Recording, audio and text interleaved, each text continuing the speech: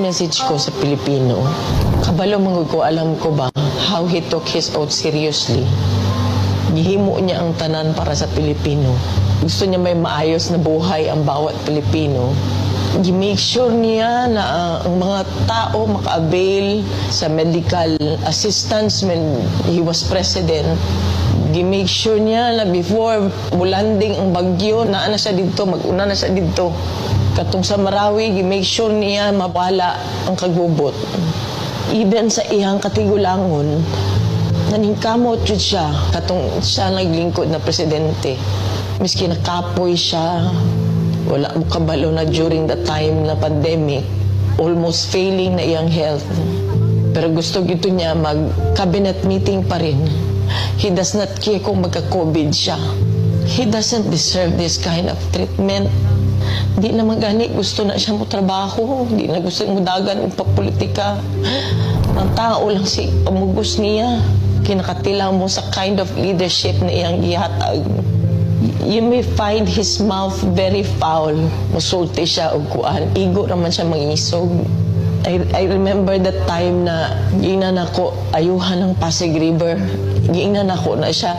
Dali naman na pag-isog-isog lang man ka. Maura man na iya ha. Ang isog-isog niya na iresulta. Ngayon tayo nag-inabuso na siya during sa iyang presidency.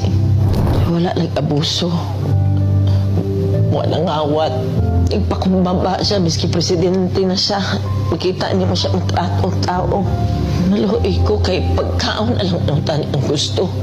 Dili na siya materialistic. He doesn't care kung naa siya'y kwarta o wala. He doesn't care kung unsa iya ang isuot. Daan.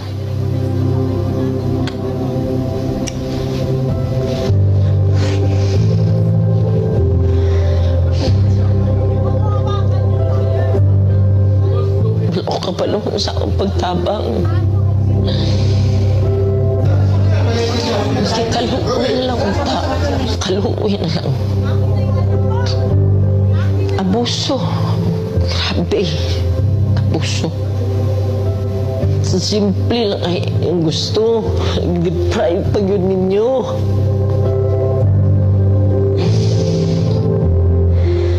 Simple lang kayong gustuhan na. Deprive, miskin gipatay na unta mo siya. Dito. Kidnap ninyo. May 80 years old na siya. Kabalong ko sa iyang health. Wala tanan. Wala gani medisina. Kagikan mi sa Hong Kong. Good for 3 days lang iyang dala. Pati sa nina. Grabe, abuso.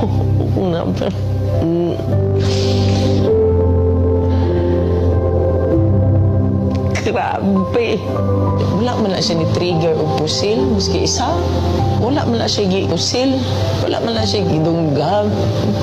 Hina-accusations 9 kabuo. Asa man ang 9. Wala maganin niya magkiti. Siguro ng 9 na gina-accuse siya. Oh, gani. Grabe gani. Gulong na nilang gibulhot na nila diri sa Pilipinas na iyang natawan. Yung anak pang ginabuhat diri sa mga... Di ko katulog, dili ko makapuyo sa among sariling balay. Balo ka ba? First night na ako gikan sa katong pag-abot na mo uguan. Wala na ako nakauli sa among balay.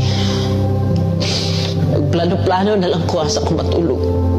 Nangiyo lang ko. Wala ko kabalo sa wala ko kabalo sa ako. Maluoy lang ko kay ultimo pagkaon na ba? Binisaya lang ang gusto na. Uba naghandong mansyon ka na sa dili. God. Ano lang. Maghangyo ko sa inyo.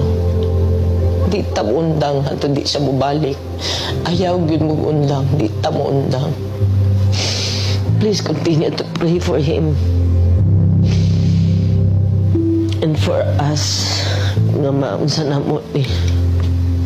Tabang, Pilipino, tabang.